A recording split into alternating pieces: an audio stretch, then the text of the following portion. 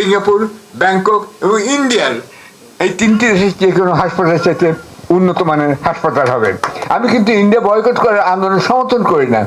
আমি মনে করি ইন্ডিয়াকে বিট করতে হলে ওনার মতো উদ্যোক্তাদের প্রয়োজন আছে। আমার বাম পাশে যিনি আছেন তিনি মিস্টার আকবর সোবহান।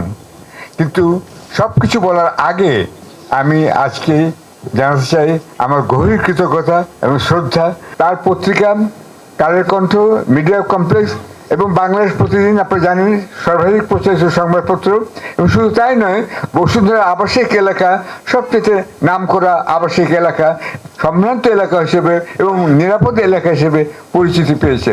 এবং আমি শুনেছি তিনি এখন একটি হসপিটালের প্রতিষ্ঠার দিকেও মন দেবেন, এবং আমি মনে করি সেটা যদি হয় তাহলে সেটাই হবে কিন্তু সিঙ্গাপুর, ব্যাংকক এবং ইন্ডিয়ার এই তিনটি দেশের যে কোনো হাসপাতালের চাইতে উন্নত মানের হাসপাতাল হবে।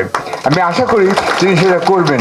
ডক্টর ইউনূস কিন্তু বলছেন যে আমাদের সরকার তো সবাইকে চাকরি দিতে পারবে না, উদ্যোক্তা হতে হবে বাঙালিকে। সেই হিসেবে বোধহয় দেশের 1 নম্বর উদ্যোক্তা মিস্টার আকবর সোবহান। আমি তাকে সত্যি সত্যি প্রশংসা করি। দূর থেকে দেখেছি একটা লোক যে বাংলাদেশে, আমি সংবাদপত্রে কাজ করি কিন্তু কেউ তো ভাবেনি যে নিউজ প্রিন্ট ফ্যাক্টরি এটা করতে হবে। তিনি কিন্তু ভেবেছিলেন যে নিউজ প্রিন্ট ফ্যাক্টরি করতে হবে।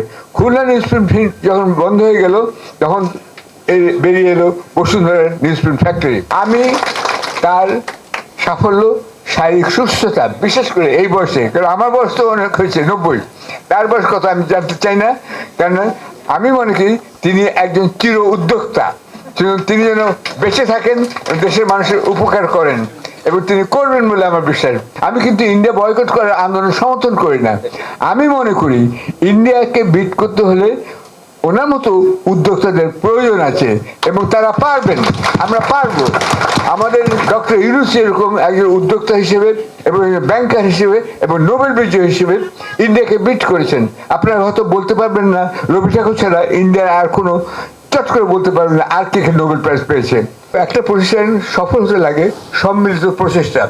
কালের কণ্ঠ যে 15 বছর পেরিয়ে আজকে 16 বছর পা দিতে যাচ্ছে, এটা সম্ভব হচ্ছে যে আপনাদের সবার, সাংবাদিক, কর্মী, অন্যান্য যারা আছেন তারা, এবং আপনারাও সেটা করতে পারছেন। একজন যোগ্য নেতা, লিডার আপনারা পেয়েছেন মিস্টার আকবর সোবহানকে। সেই জন্য আপনারা সম্মিলিতভাবে কাজ করেছেন।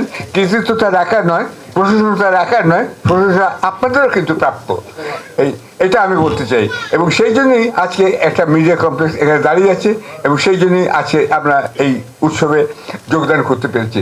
আমি এটা একটা বিয়োগান্তক দিনও বটে, কেননা এখানে 5 জন যে আত্মীয় এসেছেন তাদের কথা মনে করছি, এটা আমার কাছে একটু খারাপও লাগে। কিন্তু তারপরে আমি বলবো যে আশা করি ভবিষ্যৎ আপনাদের সবার সুন্দর হবে, কেন আকবর সোবহান আপনাদের দায়িত্ব নেবেন সেরকম একটা কথা প্রতিশ্রুতি হতে দিয়েছেন, এবং তিনি হাসপাতাল করবেন, দেশের মানুষের সেবা করবেন, এটাই আমি আশা করি। তিনি করে চলেছেন, করে চলবেন, এবং আপনারা তাকে সহযোগিতা করবেন সর্বান্তকরণে, এই আশা করে আমি আমার বক্তব্য শেষ করছি। ধন্যবাদ সবাইকে।